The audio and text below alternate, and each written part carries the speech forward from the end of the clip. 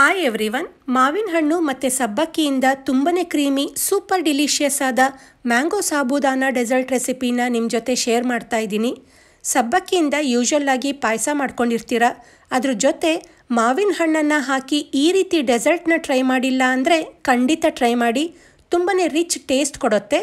ಮಾವಿನ ಸೀಸನ್ ಮುಗಿಯೋದ್ರೊಳಗೆ ಒಂದ್ಸಲಿನಾದರೂ ಈ ರೀತಿ ಮಾಡ್ಕೊಳ್ಳಿ, ತುಂಬ ಇಷ್ಟಪಡ್ತೀರ. ಹಾಗಿದ್ರೆ ಬನ್ನಿ, ಇಷ್ಟು ಟೇಸ್ಟಿಯಾಗಿರೋ ಮ್ಯಾಂಗೋ ಸಾಬೂದಾನ ಡೆಸರ್ಟ್ನ ಹೇಗೆ ಮಾಡೋದು ಅಂತ ನೋಡೋಣ. ಮೊದಲಿಗೆ ಸಬ್ಬಕ್ಕಿನ ನೆನೆಲಿಕ್ಕೆ ಇಡೋಣ.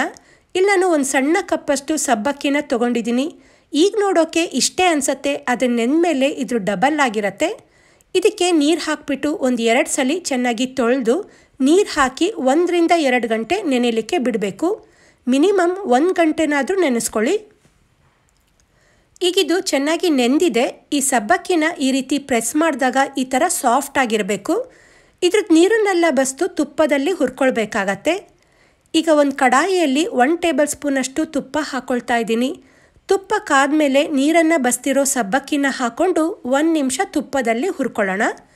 ಈ ರೀತಿ ತುಪ್ಪದಲ್ಲಿ ಹುರ್ಕೊಳ್ಳೋದ್ರಿಂದ ಸಬ್ಬಕ್ಕಿ ಒಂದಕ್ಕೊಂದು ಅಂಟ್ಕೊಳ್ಳೋದಿಲ್ಲ. ಈ ರೀತಿ ಹುರ್ಕೊಂಡಾದಮೇಲೆ ಇದಕ್ಕೆ 1 ಕಪ್ ಸಬ್ಬಕ್ಕಿಗೆ 6 ಕಪ್ಪಷ್ಟು ಕಾಯಿಸ್ಕೊಂಡಿರೋ ಹಾಲನ್ನು ಹಾಕಿ ಚೆನ್ನಾಗಿ ಮಿಕ್ಸ್ ಮಾಡಿಕೊಂಡು ಸಬ್ಬಕ್ಕಿನ ಬೇಯಲಿಕ್ಕೆ ಬಿಡಬೇಕು. ಸಬ್ಬಕ್ಕಿನ ನೆನೆಸ್ಕೊಂಡಿರೋದ್ರಿಂದ ಸಬ್ಬಕ್ಕಿ ಬೇಯಲಿಕ್ಕೆ ಜಾಸ್ತಿ ಟೈಮ್ ತಗೊಳ್ಳಲ್ಲ. ಈಗ ನೋಡಿ, ಹಾಲು ಚೆನ್ನಾಗಿ ಕುದೀತಾ ಇದೆ. ಹಾಲು ಕುದೀತಾ ಹಾಲು ಕೂಡ ಸ್ವಲ್ಪ ಬತ್ತಿದೆ. ಸಬ್ಬಕ್ಕಿ ಕೂಡ ಫುಲ್ ಟ್ರಾನ್ಸ್ಲೂಸೆಂಟ್ ಆಗಿದೆ.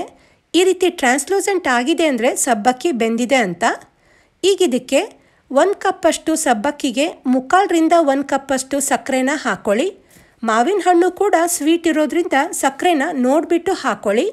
ಈಗ ಇದನ್ನು ಚೆನ್ನಾಗಿ ಮಿಕ್ಸ್ ಮಾಡಿ ಸಕ್ಕರೆನ ಕರಗಲಿಕ್ಕೆ ಬಿಡಬೇಕು. ಅಷ್ಟರಲ್ಲಿ 1 ಕಪ್ಪಲ್ಲಿ 2 ಟೀ ಸ್ಪೂನಷ್ಟು ಕಸ್ಟರ್ಡ್ ಪೌಡರ್ನ ಹಾಕ್ಕೊಂಡು ಇದಕ್ಕೆ ಸ್ವಲ್ಪ ಹಾಲನ್ನು ಸೇರಿಸಿ ಕಸ್ಟರ್ಡ್ ಪೌಡರ್ದು ಸ್ವಲ್ಪನೂ ಗಂಟಿಲ್ದಾಗೆ ನೀಟಾಗಿ ಮಿಕ್ಸ್ ಮಾಡಿ ಇಟ್ಕೊಳ್ಳೋಣ.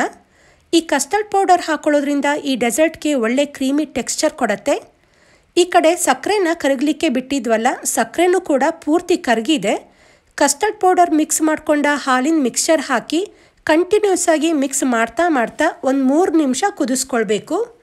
ಇದು ಕುದೀತಾ ಸ್ವಲ್ಪ ಗಟ್ಟಿ ಆಗ್ತಾ ಬರುತ್ತೆ. ಆದ್ದರಿಂದ ಹಾಲನ್ನು ಸ್ವಲ್ಪ ಜಾಸ್ತಿನೇ ಹಾಕ್ಕೊಂಡಿರೋದು.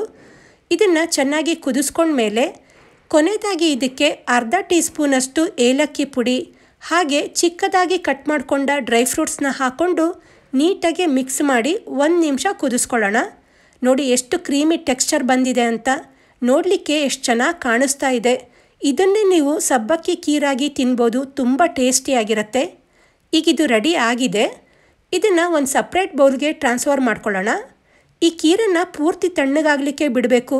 ಇದಕ್ಕೆ ಮಾವಿನ ಹಣ್ಣಿನ ಪ್ಯೂರಿ ಹಾಕೊಳ್ಳೋದ್ರಿಂದ ಈ ಕೀರು ಬಿಸಿ ಇರಬಾರ್ದು. ಇದು ಆರೋ ಅಷ್ಟರಲ್ಲಿ ಒಂದು ಬೌಲ್ನಲ್ಲಿ 1 ಟೇಬಲ್ ಸ್ಪೂನಷ್ಟು ಚಿಯಾ ಸೀಡ್ಸ್ನ ಹಾಕ್ಕೊಂಡು ಇದಕ್ಕೆ ಸ್ವಲ್ಪ ನೀರನ್ನು ಸೇರಿಸಿ ಒಂದು 10 ನಿಮಿಷ ನೆನೆಲಿಕ್ಕೆ ಬಿಡೋಣ. ಇದು ಕೂಡ ನೋಡೋಕ್ಕೆ ಸ್ವಲ್ಪ ಅನಿಸುತ್ತೆ, ಆದರೆ ನೆಂದಮೇಲೆ ಜಾಸ್ತಿ ಆಗತ್ತೆ. ಹಾಗೆ 2 ಮಾವಿನ ಹಣ್ಣನ್ನು ಕಟ್ ಮಾಡ್ಕೊಂಡಿರೋದನ್ನು ಒಂದು ಮಿಕ್ಸಿ ಜಾರ್ಗೆ ಹಾಕಿ ನೈಸಾಗಿ ಗ್ರೈಂಡ್ ಮಾಡಿ ಮ್ಯಾಂಗೋ ಪ್ಯೂರಿ ಮಾಡಿ ಇಟ್ಕೊಳ್ಳೋಣ. ಈಗಿಲ್ಲಿ ಸಬ್ಬಕ್ಕಿ ಕೀರು ಕೂಡ ಕಂಪ್ಲೀಟಾಗಿ ತಣ್ಣಗಾಗಿದೆ. ಆರಿದ್ಮೇಲೆ ಈ ಕೀರು ಸ್ವಲ್ಪ ಗಟ್ಟಿಗಾಗತ್ತೆ.